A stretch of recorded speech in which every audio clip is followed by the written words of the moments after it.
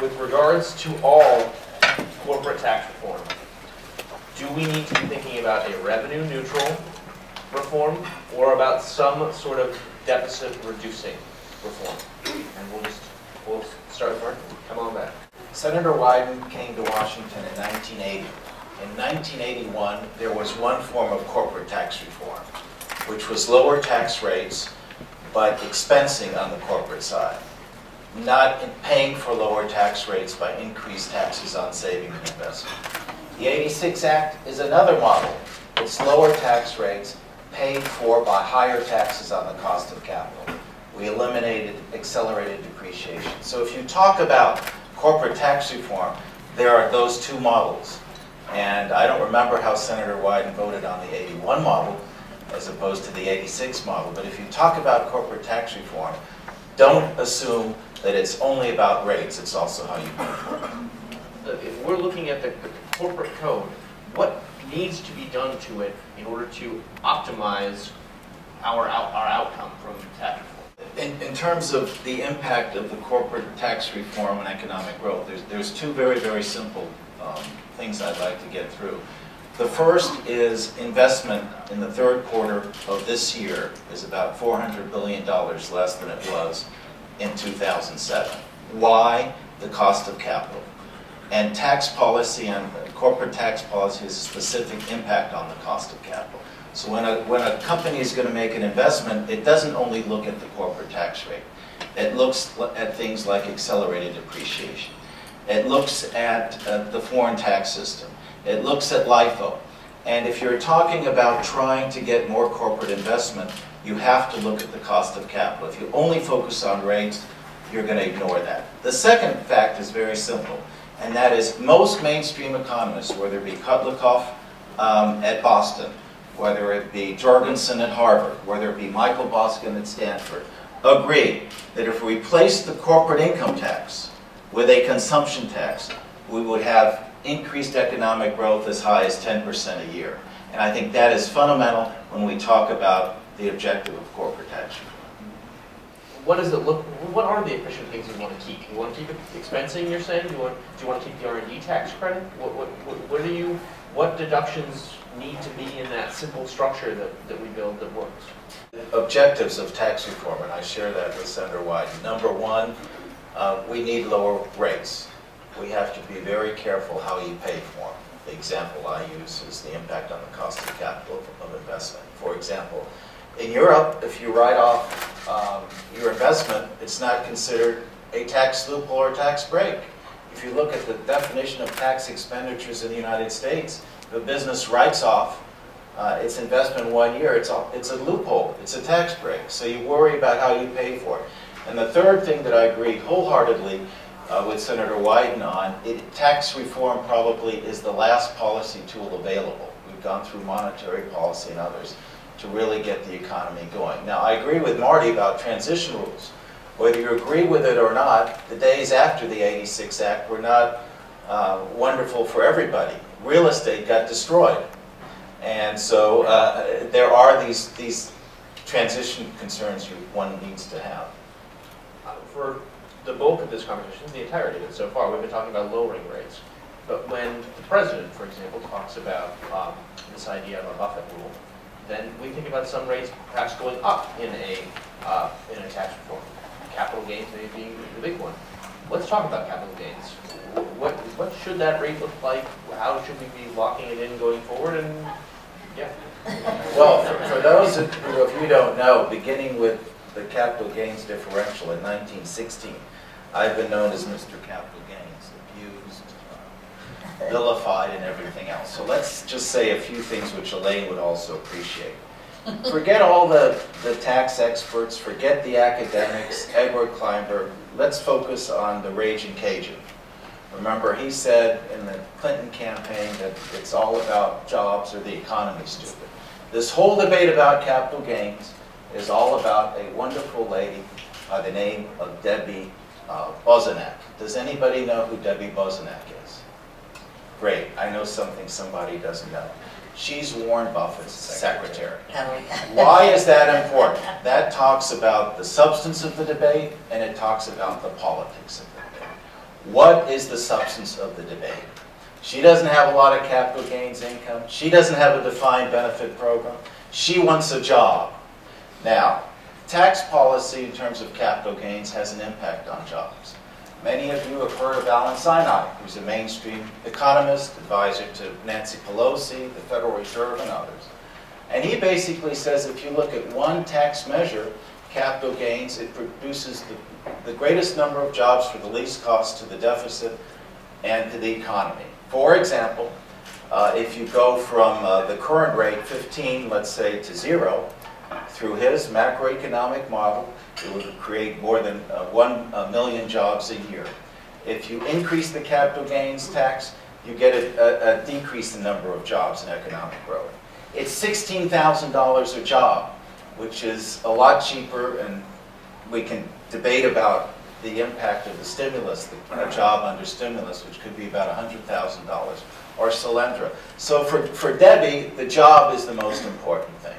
In terms of her view of life, whether she be a member of the Tea Party or Occupy Wall Street, she thinks she's being ripped off. She's got to worry about her retirement.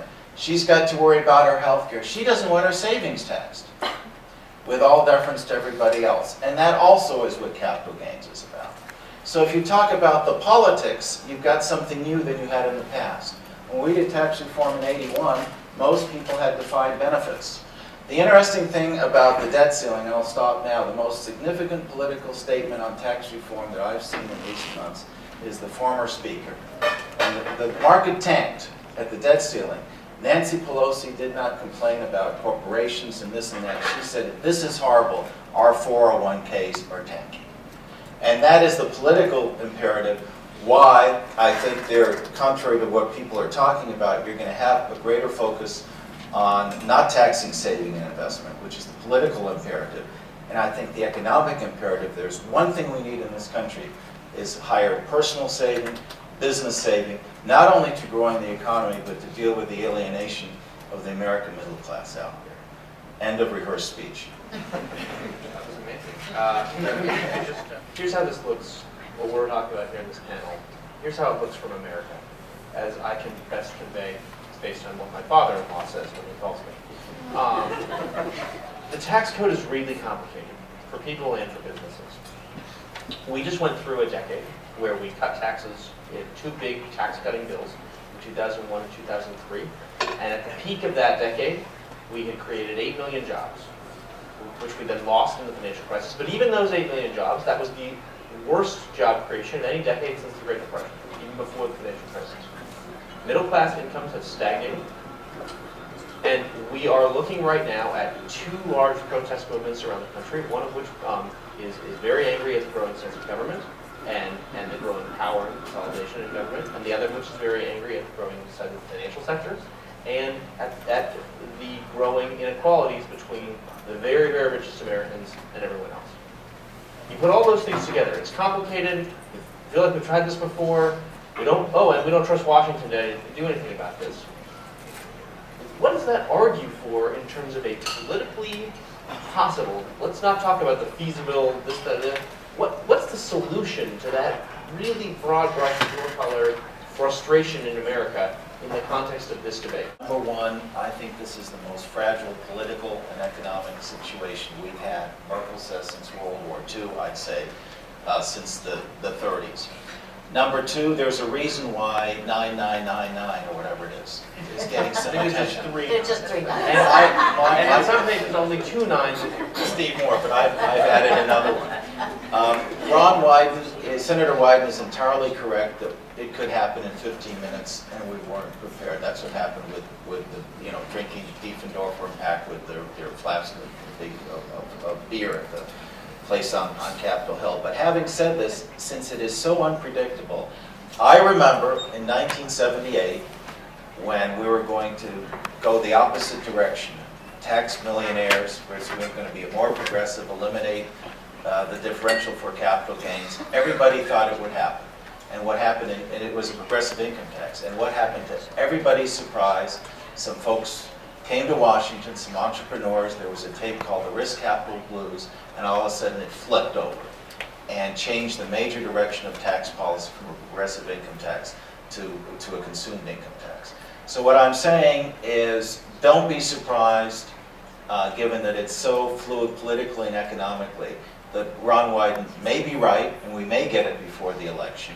Or if not, it is one of the last policy tools, and whether it be 2 nines or 4 nines, I think people want something simple, and I think you have this tremendous change where a lot of people don't have 401ks, unfortunately.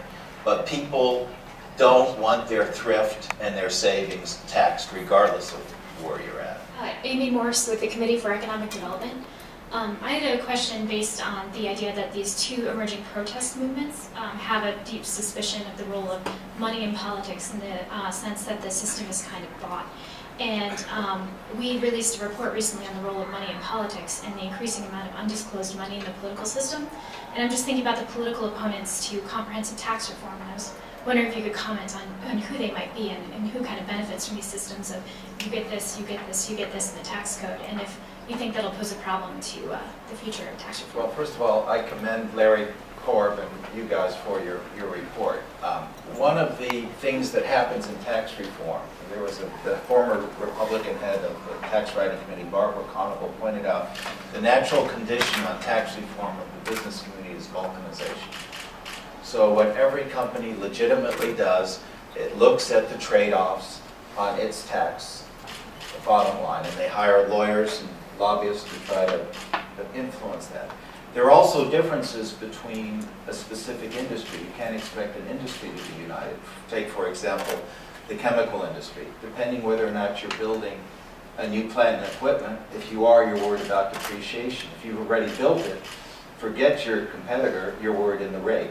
So the answer is, you have, everybody's going to be running around talking about don't tax me, which is not that effective. But you do overcome it, as you did in '86. And it's a question of leadership, it's a question of luck. In the current situation, you're going to have it happen because of 2 reasons. 1, leadership, or 2, a financial market reaction, which will be very, very ugly. And my question to the panel is, you know, on the one hand, we're possibly preempting a tripling of the dividend tax rate, but aren't you throwing the baby out with the bathwater if you nearly double the effective cap gains rate too? I mean, is this a trade-off that makes sense, or should dealing with the dividend tax issue wait until we do comprehensive tax reform, most likely sometime after 2013? Savings shouldn't be taxed. Now let's talk about the reality. As you know, there are coalitions on dividends and capital gains, and some folks are more interested because their companies pay dividends or their returns are in capital gains. And so you have this allegedly potential compromise, but good luck. My personal view, and it gets to something that Elaine was talking about earlier, we can also be very creative about this. In the middle of one of the great capital gains tax cuts, the Democrats were screaming against the Republicans, and I got up and I said, why don't we do to capital gains what Franklin Delano Roosevelt did? And he's a good Democrat, right? Yeah. Okay, what Roosevelt did is he said that in terms of capital gains, let's reward investment, not speculation. So you have a sliding scale, which has other problems. But what I'm getting at is we shouldn't tax saving. I don't know how this thing will work out because you're going to have interest group on both sides. But we could be more creative in terms of introducing something different, like a consumption type approach, like you used to have on your house. Does that help at all? Folks, thank you all so much for coming, and thanks to an amazing panel. This was